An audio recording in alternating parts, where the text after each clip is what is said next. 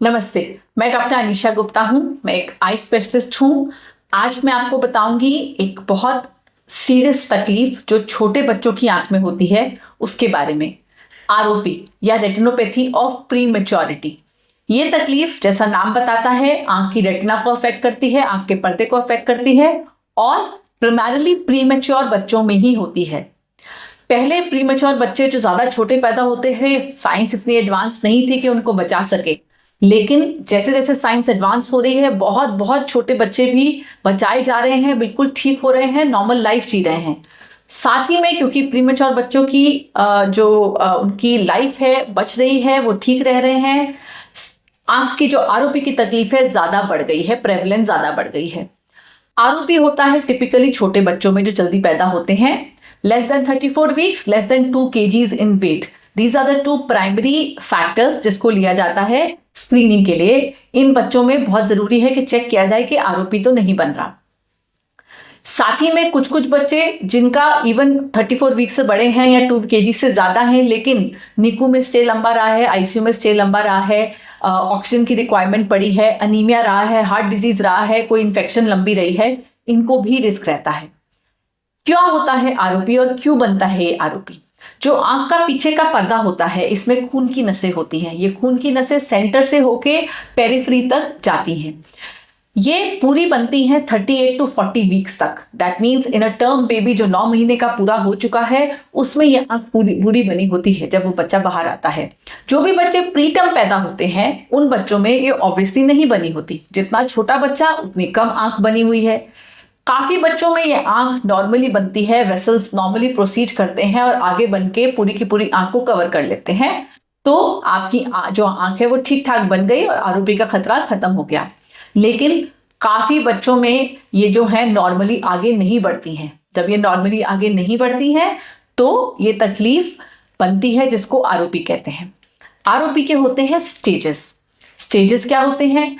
जहां पे वो खून की नसें रुक गई वहां पे एक लाइन बनती है, उसको स्टेज 1 कहते हैं। उसी लाइन पे एक दीवार खड़ी होती है, उसको स्टेज 2 कहते हैं। वहां पे खून की नई नसें बनती हैं, उसको स्टेज 3 कहते हैं। और जब वो नसें बिगड़ने लगती हैं, खिंचावट करने लगती हैं, पर्दे को उठाने लगती हैं, उसको स्टेज 4 एंड फाइनली स्टेज 5 कहते हैं। स्टेज 1 एंड स्टेज 2 पे हमें कुछ करना नहीं होता है। इंपॉर्टेंट होता है स्टेज 3, क्योंकि स्टेज 3 इज द पॉइंट जब हमें ट्रीटमेंट की आवश्यकता है। Stage 1 and stage 2 is very very common in premature children. जो ज्यादा छोटे बच्चे होते हैं काफियों में आरओपी बनता है, लेकिन काफियों में वो आरओपी स्टेज 1 और स्टेज 2 पे टच करके अपने आप रिग्रेस कर जाता है और धीरे धीरे बेहतर हो जाता है। लेकिन जब ये स्टेज 3 होता है या बहुत बड़े एरिया में होता है तो हमें इलाज इमीडिएटली करना होता है। कैसे पकड़ते हैं इस तकलीफ को? इसके कुछ स्क्रीनिंग प्रोटोकॉल्स होते हैं। जब भी बच्चा पैदा हुआ उसके 2 to 3 वीक्स या 3 to 4 वीक्स में पहली स्क्रीनिंग होती है। That means a small baby, जो बच्चा 28 वीक से कम का है उसकी 2 से 3 हफ्ते पे, और जो बच्चा 28 वीक से लेकर 34 वीक्स तक का पैदा हुआ है उसकी 3 to 4 वीक्स पे। ये मत सोचिए अरे इतने छोटे बच्चे का आपका चेकअप कैसे होगा, वो मेरा काम है, वो आपके डॉक्टर का काम है। लेकिन इसी टाइम पे बहुत जरूरी है आंख चेक होना, क्योंकि आरओपी बनना शुरू होता है तो उसका इलाज करना जरूरी होता है। उसको लेट करेंगे तो बाद में वो इलाज के लायक नहीं बचता है। So after the first screening the doctor decides, जो भी आपकी आंख देख रहा है, बच्चे की रेटिना को देख रहा है, कि अब नेक्स्ट क्या करना है। अगर कोई आरओपी नहीं है तो फॉलो अप रहता है 2-2 हफ्ते पे जब तक आंख पूरी नहीं बन जाती। और अगर आरओपी बन रहा है तो depending upon the stage of the ROP आगे का प्लानिंग किया जाता है।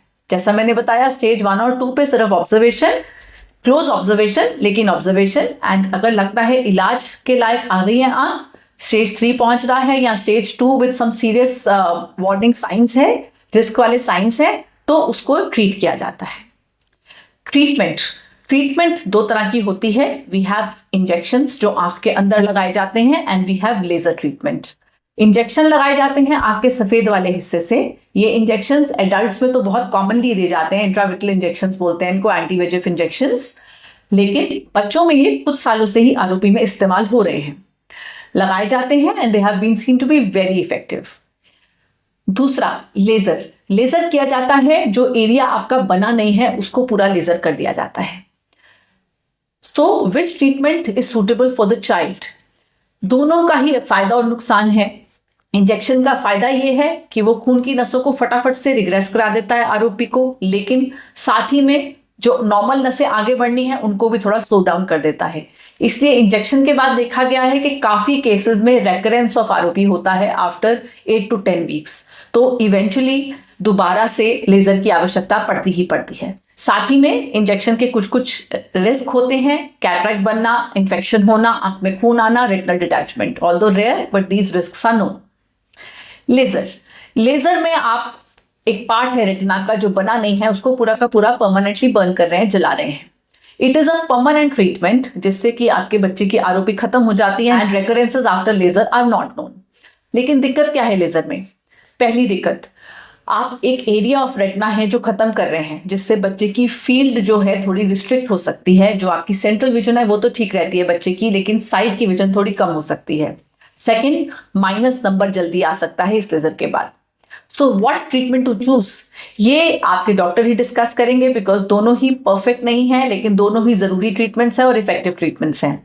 जनरली हम लोग जो इंजेक्शन वाला काम होता है उस बच्चे में देते हैं जिसमें एरिया बहुत कम बना हुआ होता है और बहुत सारा एरिया ऐसा जो बना नहीं है, या बहुत एग्रेसिव डिजीज लग रहा है, या बच्चे की आंख ऐसी है कि अभी लेजर कर ही नहीं पा रहे हैं, उनमें हम इंजेक्शन प्रेफर करते हैं।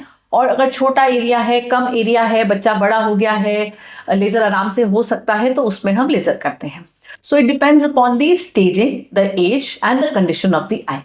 एक बार ट्रीटमेंट के बाद आरोपी खत्म हो जाता है तो फॉलो अप उसके बाद भी रिक्वायर्ड होता है, स्पेशली अगर इंजेक्शन लगा है, क्योंकि इंजेक्शन के बाद जैसा मैंने बताया recurrences are very well known and बाद में भी हमें काफ़ी बच्चों में लेजर की आवश्यकता पड़ती है। एडवांटेज ये होता है कि समय मिल जाता है, बच्चा थोड़ा बड़ा हो जाता है, थोड़ी आंख और बन जाती है, which is a fairly good advantage. So आरोपी एक बहुत खतरनाक तकलीफ है, एक बहुत रिस्की तकलीफ है।